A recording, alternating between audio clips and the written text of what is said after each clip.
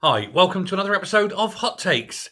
Sam Eljamal, for those who don't know, I'm sure many of you do, but for those who don't, he is a pretend surgeon. He's actually a butcher.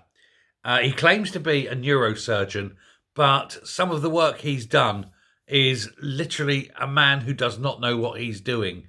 He's removed tear ducts, he's operated on the wrong part of the brain, he's left people with the effects of a stroke without actually having the stroke. He's left some people massively brain damaged.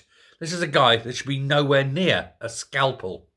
And when, after several years, he was found out, he fled the country. Now, a patient group led by a man called Pat Kelly has asked for the police to investigate fully what's going on, not just with Sam Eljamal himself, but with the whole of the Dundee Health Service in hiring the man. But, and this is the kicker, he does not want Police Scotland to investigate. And who can blame him? He wants an outside, and what he'd prefer is English police force to come in and do the investigation, he says, because otherwise the SNP are likely to cover up their failings in this whole sorry matter. And now I think he's absolutely right. He said, but he's saying the trouble is the SNP don't ever want to admit that they've got anything wrong. The SNP run the health service, and the SNP run Dundee. He said, and it's all one hand washing the other. He says, and nothing like the truth will ever come out while Police Scotland, who are behoven and owned by the SNP, cannot be allowed to investigate this. So now the senior health director there is a guy called Craig White. He was assigned to set up a public inquiry into this whole debacle. And this is where it was revealed that this so-called neurosurgeon had made some very, very horrific and basic mistakes. But as I say, as soon as he was found out, he fled the country. Now, unfortunately, they can't necessarily force him back. But I think we could if we imposed certain conditions on the country in which he resides and say, look, give him back or else. But the problem is they don't really want to do this.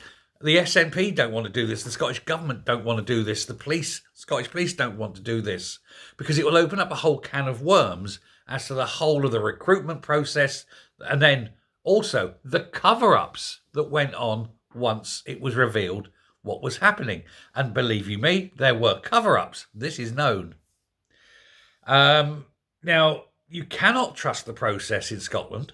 As I say, the police are owned. The previous chief of police there was owned. The new chief of police was owned within days. Then whatever justice seems to be meted out is controlled from within the cabinet by Dorothy Bain. And she's not going to find her cabinet colleague guilty of anything, is she? And the problem is, if you have a boss and there is a problem, you go to your boss. You don't go to the authorities. But then when you do go to your boss, this is what this Pat Kelly's saying, you do go to your boss, then your boss goes to the authorities because it's the authorities who are your boss. Saying it's all nepotism. Nobody is independent. Nobody is free to say anything. And everybody's scared for their jobs. Now, police started probing Eljamal maybe 6 years ago or so.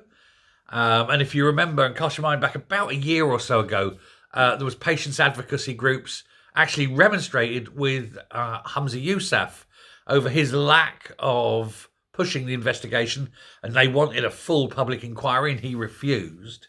But now it seems that this whole investigation is grinding to a halt under Police Scotland, and there's still no sign of a public inquiry.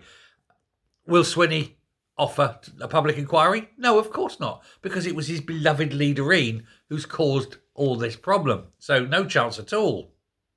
So it does need to be an independent police investigation from an outside force, and a UK-wide investigation, one that can be done from the Scottish office in Westminster and that can override everything to do with the SNP and actually get to the truth and see why the SNP have tried continually to cover up the butchery of this man.